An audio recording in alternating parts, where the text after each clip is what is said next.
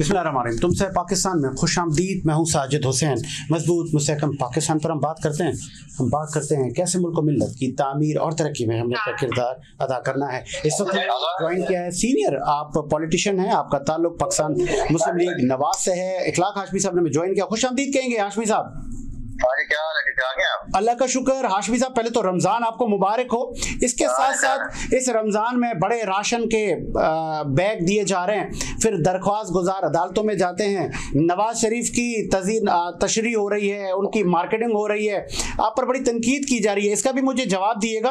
और दूसरा, मरियम साहिबा ने जो ऐलानात किए हैं इलेक्ट्रिक बाइक के, कैसा देखते हैं इस इक़दाम को? बिस्मिल्लाहिर्रहमानिर्रहीम। सबसे पहले तो मैं ये कहूँगा कि कम से कम ये कि चलो मरियम नवाज निगहबान के नाम से पैकेज दे रही हैं, और उसके बाद या बात आ जाती है तस्वीर की, तो वो ज़ाहिर नवाज शरीफ साहब हमारे कायद हैं, और अब पाकिस्तानी नोट के ऊपर जो है कायद मोहम्मद अली जिन्ना की तस्वीर है। तो अगर हम अपने कायद की तस्वीर छाप लेते तो लोगों को परेशानी हो जाती है। यहाँ लोग जो है ना काम ना करने के बाद भी करोड़ों रुपए के इश्तिहार चला रहे हैं। नहीं तो काम ना करने के बाद पैसा आवाम का है ना सर। नवाज शरीफ तो वही मैं कह रहा हूँ।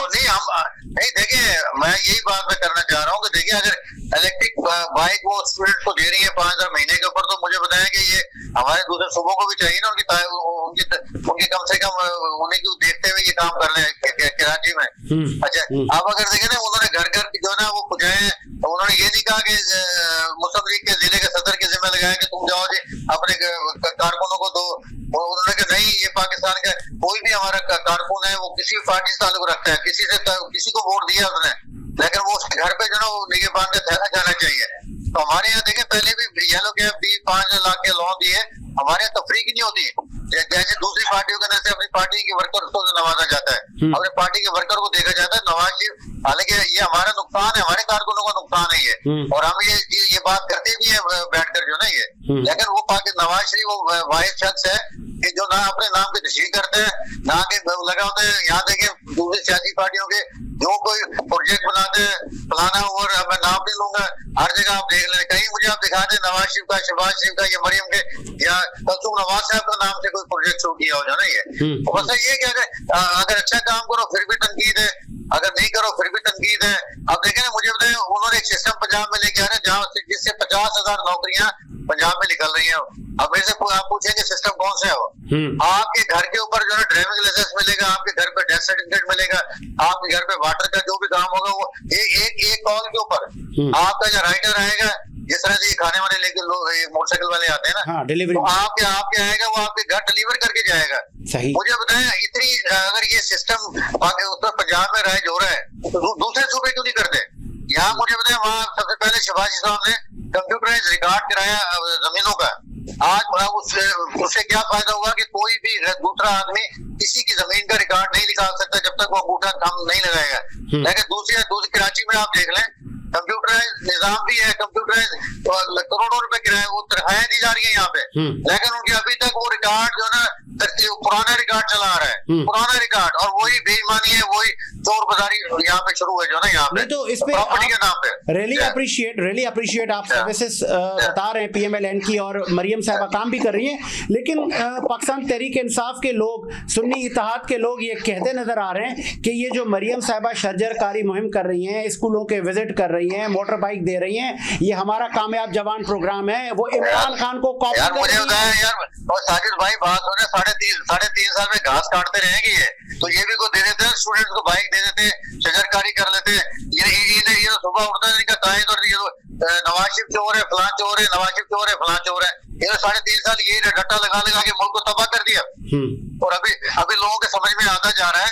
और ये खौफ इन्हें सिर्फ इस बात का है कि पंजाब में अगर मरियम नवाज, मैं कहता हूँ बड़ी बात नहीं करता, 1 साल के अंदर आप देखिएगा कि अगर वो किसी जगह गरीबों के घरों में जा रही है, गरीबों के बच्चों से मिल रही है, और फौरी तौर पर दाद रसी हो रही है, तो यार हमने मना किया है। यहाँ हमें भी हम भी कहते हैं कि सिंध के अंदर मुराद अली शाह निकले, घरों में जाए, कच्चे के इलाके में जाए, वहाँ देखे किनके वो टीचर बेचारा जिसे कत्ल कर दिया गया, वहाँ जाए ना, बिलावल भुट्टो भी जाए वहाँ पे, तो हम किसी को मना तो नहीं करते। ये गड्ढापुर साहब जो है ये भी जाए वहाँ पे, तो शहबाज शरीफ जाए वहाँ पे, शहबाज शरीफ भी जाए। शहबाज शरीफ देखिए, उनका जो काम है उनकी बेटी कर रही है, हाँ।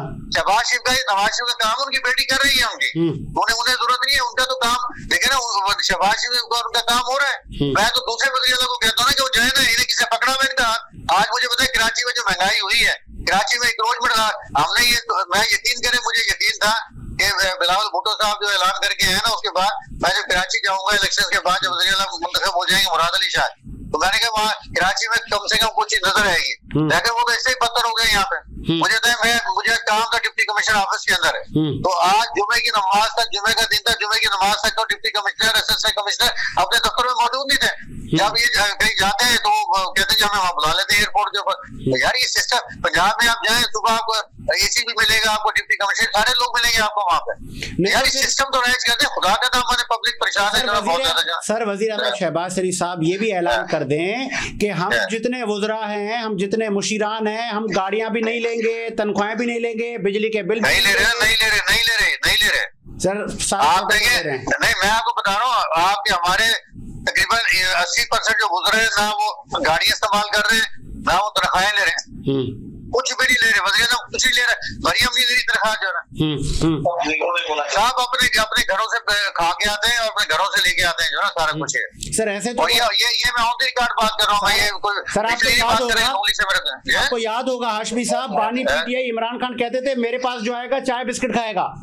हाँ, तो उसके बाद क्या किया कि वो हेलीकॉप्टर पे आता था, हेलीकॉप्टर का कितना पेट्रोल लगता था बनी गाला से लेके और वज़ीर आज़म हाउस तक, पता है आपको? तो कल फिर आप लोगों के भी इस तरह स्कैंडल आ जाए ना, हमारे देख लेना। नहीं, आप वज़ीर आज़म नवाज शरीफ रहे, आप उठाए कोई भी तनख्वाह अगर ली उन्होंने, आप ले उसे पेपर पे दें। एक इदारा हमारे फाइनेंस मिनिस्ट्री है, उसके अंदर एक ऐसा इदारा है कि जो हमारे सदर को भी फंड देता है और वज़ीर आज़म हाउस को भी फंड देता है। आप उसमें दिखा दें कहीं भी नवाज शरीफ ने, शहबाज शरीफ ने कोई तनख्वाह ली हो वहाँ पे, दिखा दें या पाए वहाँ मंगवा के खाए हो, या तो अखराजात किया वहाँ पे। यार कहने को बात है, मैं तो चैलेंज देता हूँ ना कि आप जाए उसके ऊपर चले जाए, अपना सोशल मीडिया पे देख लें, अपना किसी भी आपको, अब जदीद दौर है, तो एक आप बटन दबाएंगे आपको पूरा सामने आ जाएगा सारी चीजें। तो इंशाल्लाह ही घबराया वैसे ही है। आगे आगे आगे आगे बढ़ाते सिलसिले को मुझे ये भी बताइएगा कि 3 दिन पहले बानी पीटीआई के 2 केसेस में उनकी जमानत हो गई, केस खत्म हो गए, तोड़ के केसेस थे, थाना इस्लामाबाद के 2 थानों के केसेस थे। क्या लगता है आपको कि अब एस्टैब्लिशमेंट और इदारे बानी पीटीआई के लिए उनकी बर्फ पिघल रही है? देखिए अभी यहाँ पे जो ना ऐसा कोई मसला नहीं है। अभी अगर देखें उनके पास केस अगर नाजायज बने तो खत्म हो गया, बड़ी अच्छी बात है, हम उन्हें वेलकम कहेंगे। लेकिन हमने ना केस बनाए ना, हमें केसों का पता है, मुझे हम वेलकम कहेंगे। आए सियासत में आए ना यहाँ पे, देखिए सियासत करें, सही तरीके की सियासत करें। अब वो कहते हैं कि हमारी सारी यानी कि पूरी पाकिस्तान की आवाम ने जो ना हमें वोट दे दिए और दूसरे ने वोट ही नहीं दिए किसी को, तो यार ऐसा नहीं होता। अच्छा आप देखें कितनी अच्छे यहाँ पे चारों गुजरे आला जब शहबाज के साथ खड़े हुए थे तो बड़ा खूबसूरत लग रहे थे ये। अच्छा। ये गुलदस्ता था पाकिस्तान का, जो ना अगर ये गुलदस्ता इसी तरह रहे तो मैं कहता हूँ ये तरक्की कर जाएगा। ये नहीं तो ये गुलदस्ता आप कैसे रहेगा? ख्वाजा आसिफ ने कहा है कि कमर जावेद बाजवा से लेके इमरान खान, जनरल फैज, इनको असेंबली में बुलाएं। तो देखें ये सियासी बयानात होते हैं। अब अपना ख्वाजा आसिफ के अपने बयानात होते हैं, हर आदमी के अपना। आप दूसरी तरफ ये देखें ना कि हमारा राना सनाउल्लाह ख्वाजा साद रफीक है, उन्होंने सेनेट का टिकट तक नहीं दिया।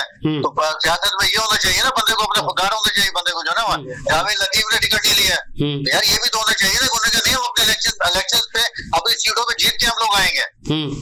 मतलब कि हम तो नहीं चीजें मारे, हमारे अब्दुर्रहमान खान जो जीता हुआ था उसे अगर गिनती में हराया गया तो हमने चीज तो नहीं मारी वहाँ पे। वो जीत गया दोबारा। हुकूमत कितना अरसा चलेगी? 6 माह चलेगी, साल? पीटीआई नहीं, अल्लाह ताला के करम से इंशाल्लाह आपको भी अल्लाह ताला जिंदगी दे, हमें भी जिंदगी दे, इंशाल्लाह ये 5 साल हुकूमत करेगी। और अभी बड़े अच्छे अब जो कमेटियां बन रही है निष्कारी पे, अपने जो इदारे हमारे देखे ना, आपको पता है कितने हजार अरब जो ना आपके जो हाशमी साहब जरा तवक्कुफ करें। आपकी इस हुकूमत का सदर मुमलिकत, साबिक सदर आसिफ अली जरदारी, मौजूदा सदर जिसको आप घसीटने की बातें करते थे, कहीं वो ना 5 सालों में आपको घसीट दे? नहीं घसीटे, वो घसीटेगा तो उसे पता है कि अगर मैंने कुछ गलत हरकत की तो फिर वो भी घसीटा जाएगा। ऐसा कभी भी नहीं करेंगे वो। अच्छा, वो इंशाल्लाह जो बेनजीर भुट्टो साहिबा की जमहूरियत कर गई है ना, अब उसी के ऊपर अमल दरामद करने के सिर्फ जो उसी पे अगर ये रहेंगे तो इनकी सियासी जिंदगी रहेगी। अगर ये उसके ऊपर अमल दरामद नहीं करेंगे तो फिर अल्लाह हाफिज़। नहीं, वो कह रहे थे कि बिलावल को मैं वजीर आजम बनाऊंगा, वो उनके साथ भाई सियासी बंद है, हम उसे वेलकम कहेंगे, बिलावल भुट्टो बने, हम तो उसे वेलकम हार भी डालेंगे उसे जाके। लेकिन हम सिर्फ भी चाहते हैं, बिलावल भुट्टो साहब तो काफी दिन से नजर नहीं आ रहे, वो हम ही सिर्फ चाहते हैं कि हमें कम से कम बगैर प्रोटोकॉल के वो कराची के रोडों पर नजर आने चाहिए, हम हमारी सिर्फ ख्वाहिश चाहिए। नहीं तो वो आएंगे, मैंडेट उनके पास है, लेकिन आपको सिंध में मुस्तरद कर दिया एक बार फिर। नहीं, सिंध में वो हमारे भाई आ गए ना सारे सिंध में, वो भी सारे हमारे भाई हैं, कोई मसला ऐसा नहीं है। बशीर मेमन का जादू नहीं चला? नहीं, बशीर मेमन साहब को देखिए अपनी उनकी थी मसला, जो भी है वो किस तरह से वो सिंध के सदर उन्हें बनाया गया, उम्मीदें बड़ी थी लेकिन गलत। आपके सदर हैं, आपके सदर हैं सर, वो आपके सदर हैं। मेरे बिल्कुल सदर है, सिंध के सदर है मेरे, मैं मानता हूँ बिल्कुल सिंध के सदर है। तो फिर आपके सदर में वो पोटेंशियल नहीं था? देखिए वो मैं उनके पास टाइम कम था, वो ऐसे टाइम पे लाए गए कि वो प्लान कर नहीं सके, और उन्हें फिर जो है ये मैं आपके चैनल्स के उसे मैं कहूंगा कि उनकी जो चॉइस थी कमेटी की वो गलत थी। अच्छा, वो ये वो चॉइस थी कि जिसने पहले भी जो है खाना खराब किया, इस्माइल राव के जमाने से इन्हीं लोगों ने बेड़ा गर्क किया था, इन्हीं लोगों को ये लिया है।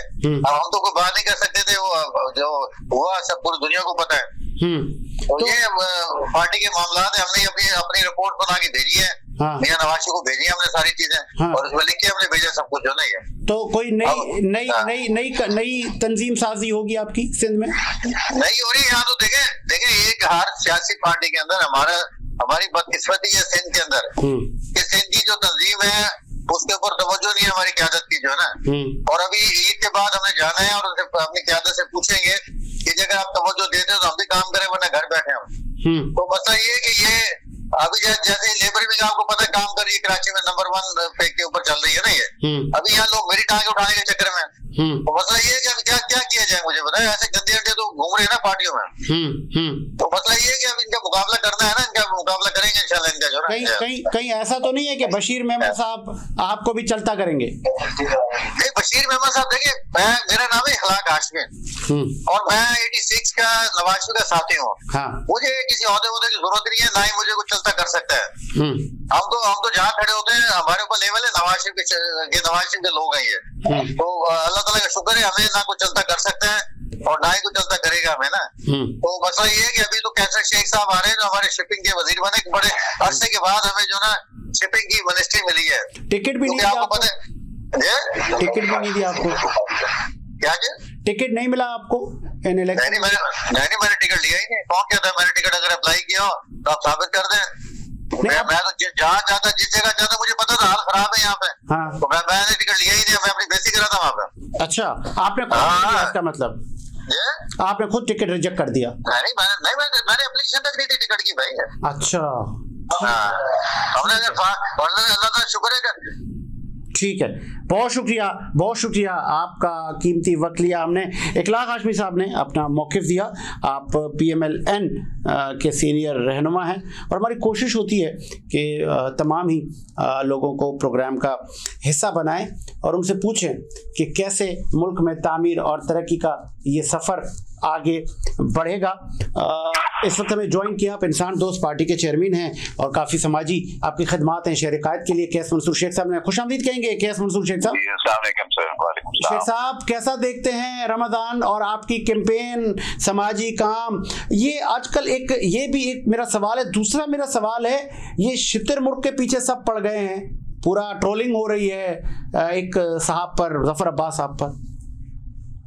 देखिए बात बताऊं क्या है कि इस वक्त में लोग बहुत तकलीफ में हैं। किसी का गैस का बिल नहीं है, बिजली का बिल नहीं है, घरों के किराए नहीं है, बेरोजगारी है।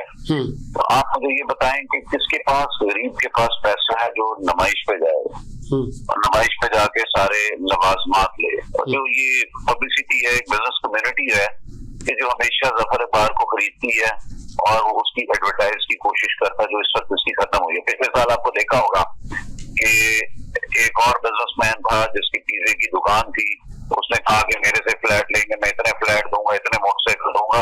उसके बाद रोजों के बाद वो गायब हो गया।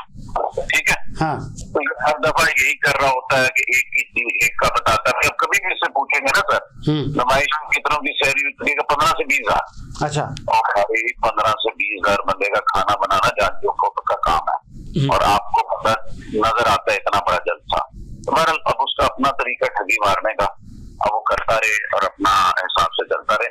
बाकी देखिए इस वक्त जो कराची में सबसे डेंजरस पोजीशन है ना सर, वो साजिद भाई वो ये है कि मैं अभी भी देख रहा था कि एक और मलीर के बच्चे को शहीद कर दिया स्नैचिंग करते हुए। प्रॉब्लम यह है कि मैंने इस दफा एक भी इफ्तार पार्टी पे नहीं गया, ना एक इफ्तार पार्टी की है, कहीं पे नहीं जा रहा। जो मेरी पर्सनल बिजनेस से सेविंग होती है उसका मैं रोजगार दिलवा रहा हूँ। और दूसरा इंशाल्लाह इस मंडे से हमारे इकबाल मार्केट में 2 बंदों को कत्ल कर दिया था डकैतों ने औरंगी में। सही। तो मंडे से हमारे कैमरे इंस्टॉल होना शुरू हो रहे हैं वहां पे, सिक्योरिटी कैमरास। Really appreciate.